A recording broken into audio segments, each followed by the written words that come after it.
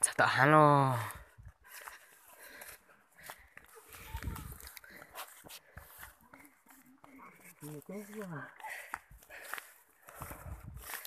Chúng ta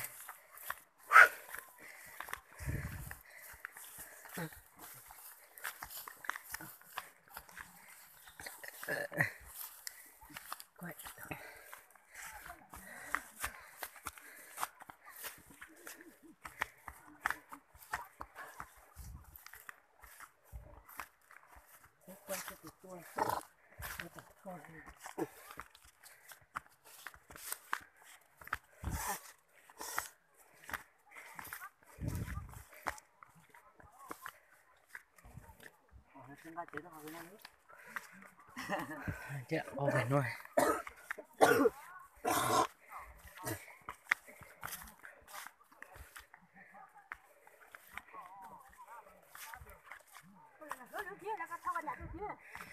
đã số được xa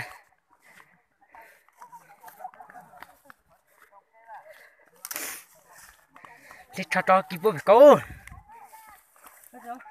thích cho này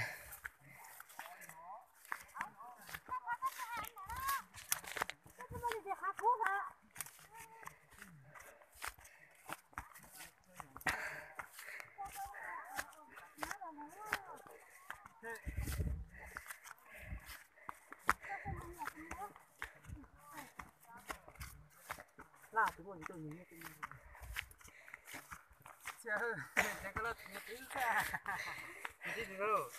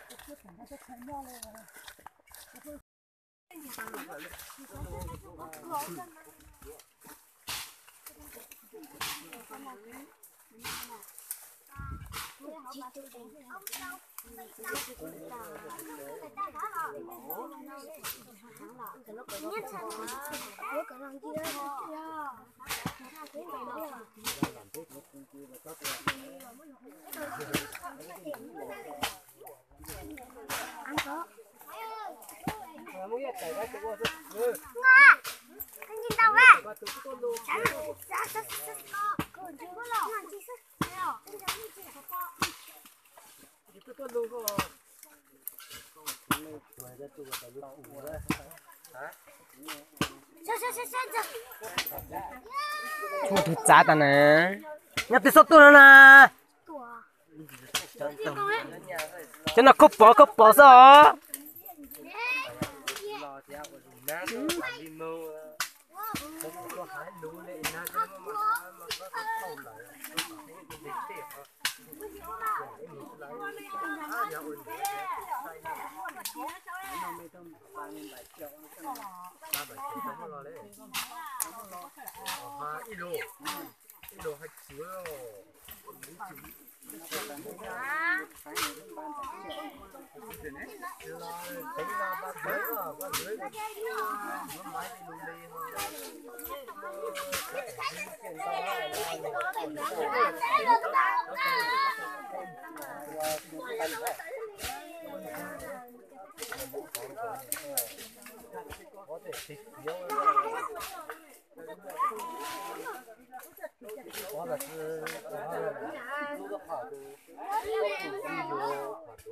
ở trên cây nhà thì mua từ dưới này mua từ dưới gì đó nó phải là mua dưới nó họ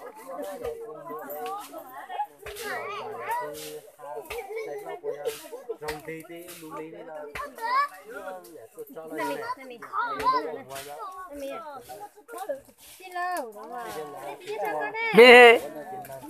này con tàu máy chỉ số số man tì luôn ít lá thì sẽ ở hạ khác ra giờ cũng đang ngồi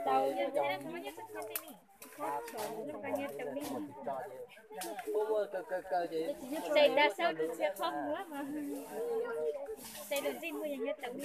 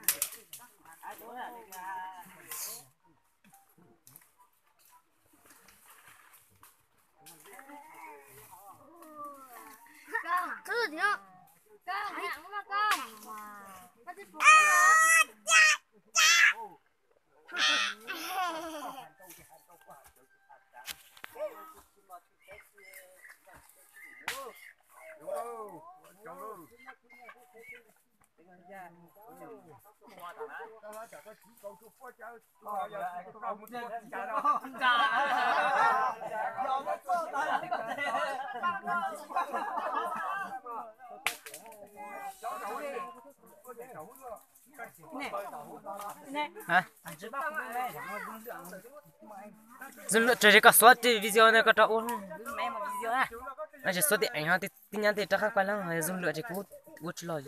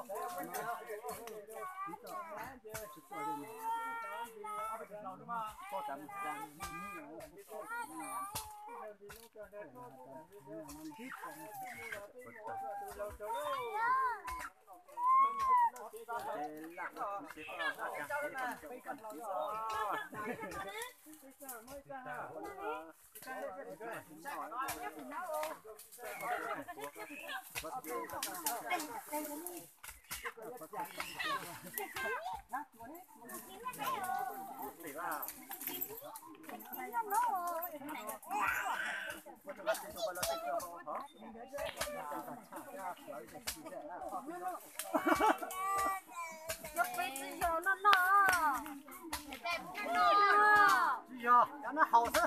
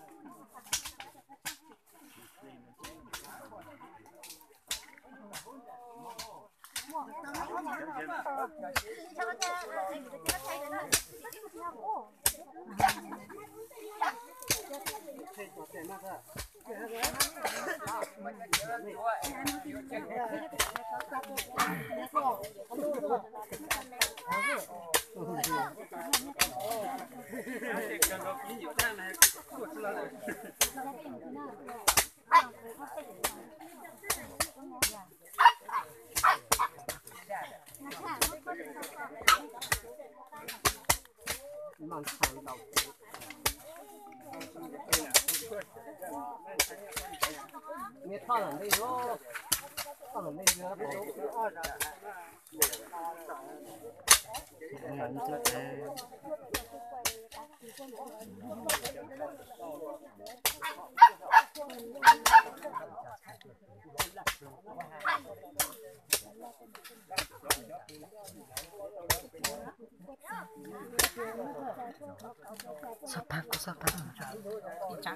Sapaku Mấy hương lá quay gió rồi câu có một thịt sao là đơn giản đua mất đủ sau có thịt sao đây mất đủ chắc xí sao ta mà không sao ra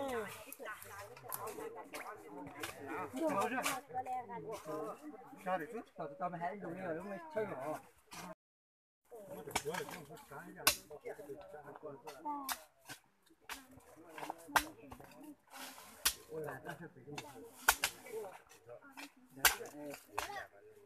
tao thích chơi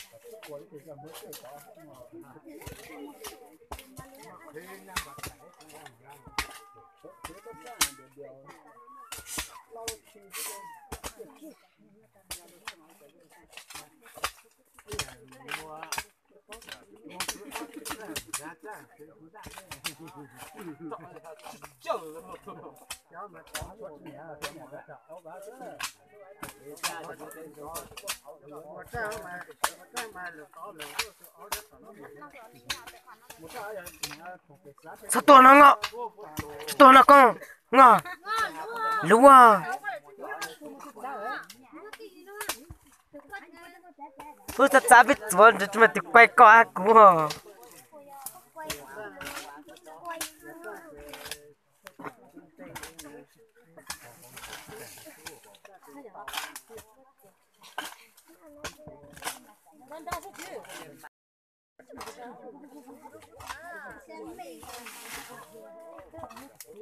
chúng có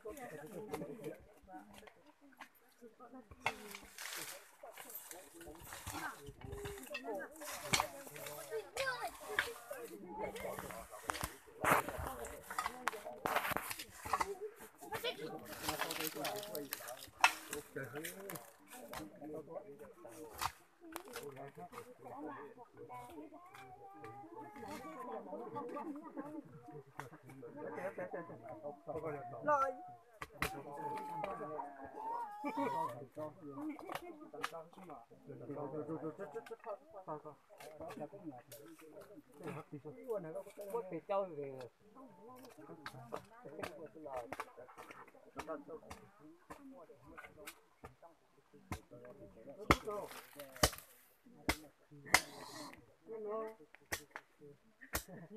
các còn lấy các phú đúng không?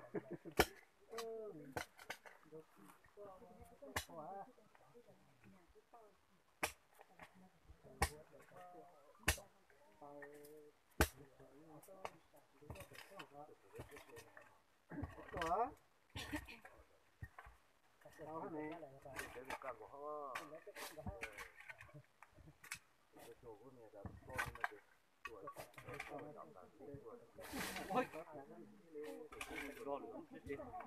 Mất cái gì không cơ?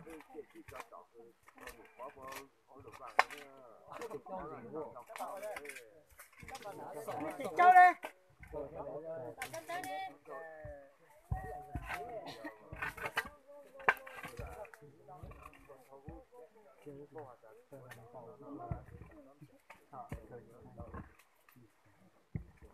Mất lâu đâu Mất lâu.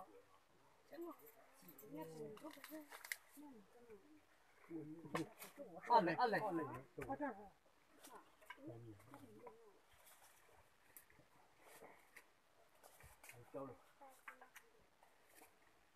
Sai cả. Thế thì cho nhau đúng không? Ủa?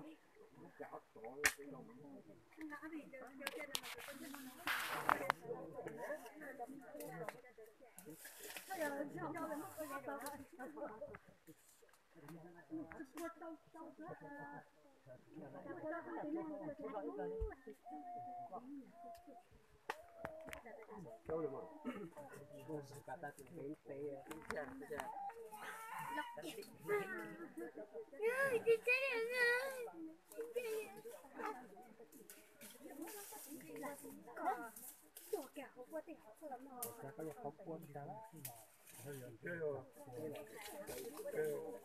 Châu được sao?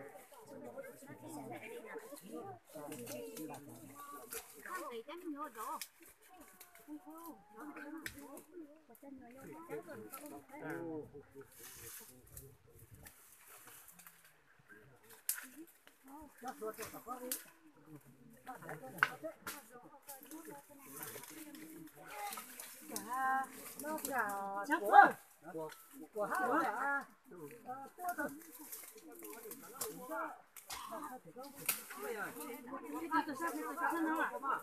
tôi sắp về nhé, sắp ra mà.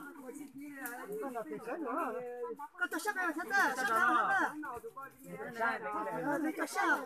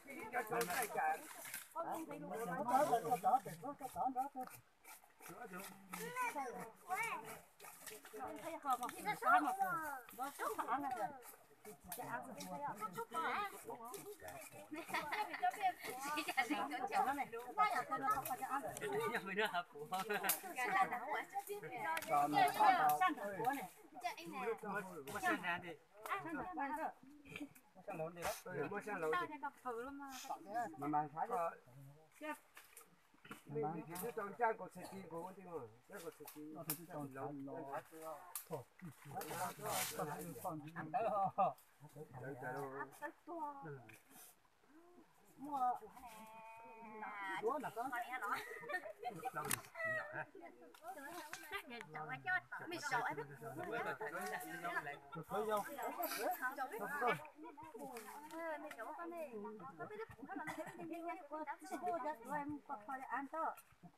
Đầy Thấy chưa?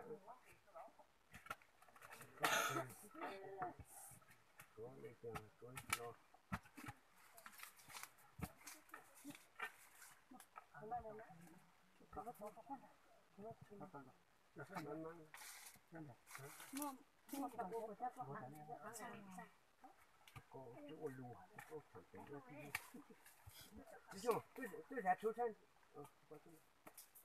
这飞起。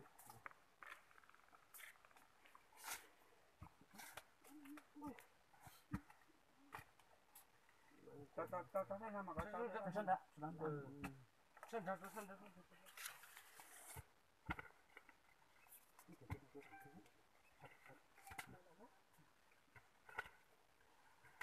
慢跑一下，慢慢。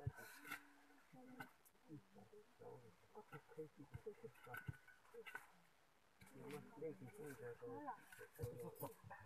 鸟，不可以哦，跑下去得多少点，跑下好长，跑下去多少点，跑下好长，跑等啊，一直跑等啊，跑了跑去嘴嘛，我告诉他，如果你看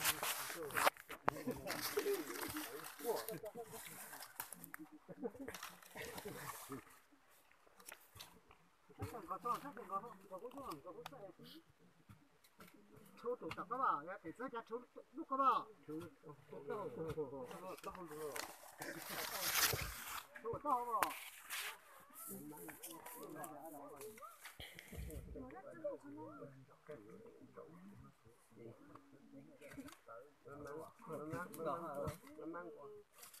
慢慢向后的，啊，向后不得，慢慢。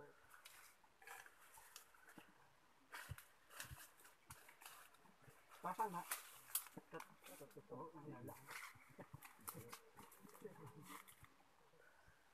我的桌子那把材料，我慢是。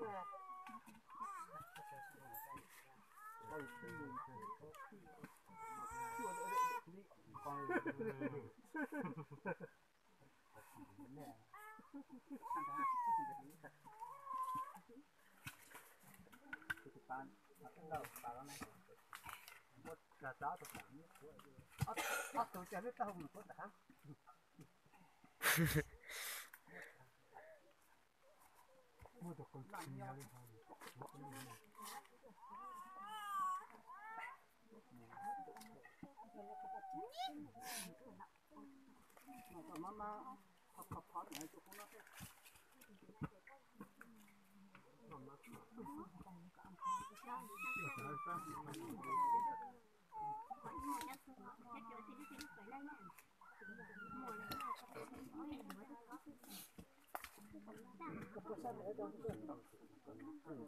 妈妈。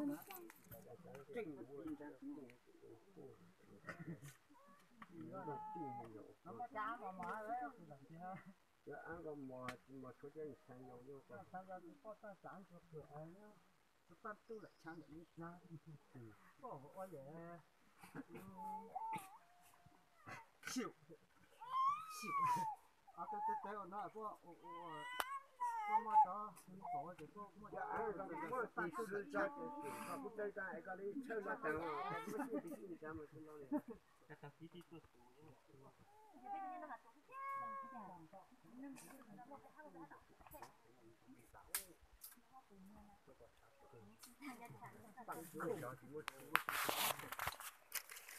要给要按我提个人的，不是？我行了，对，行了。我得救了。你就高一点个。你就找不是快救吧？怎么找这个做这个建议，知道找叫然后呢？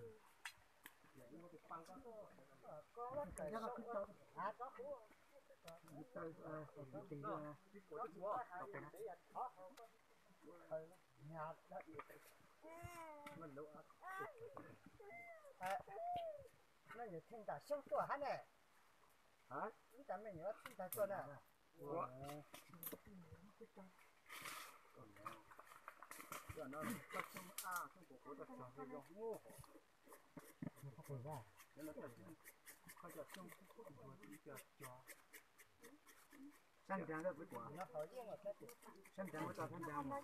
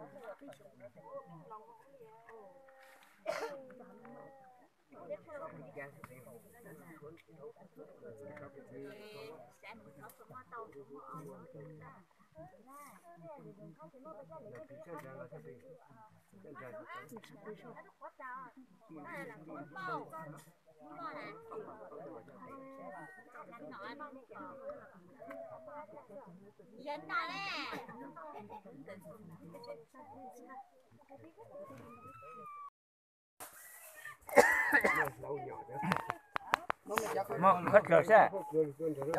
Mới cho cái nước cầu đấy. Nước cầu cho con này, mới con cho con xe.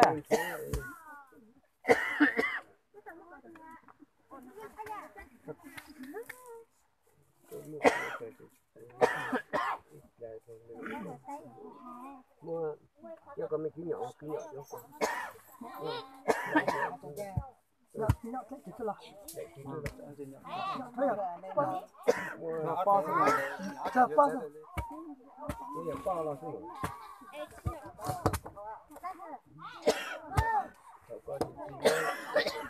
Sao?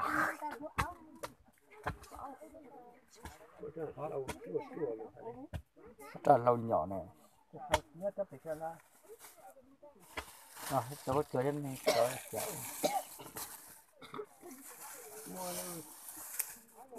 cho rồi mò nó chỉ cho bán ha mò nó chỉ chơi Tôi cũng quay với là về luôn. Cứ rất cầu chẳng có nhát cha cả về luôn này. cái tin không?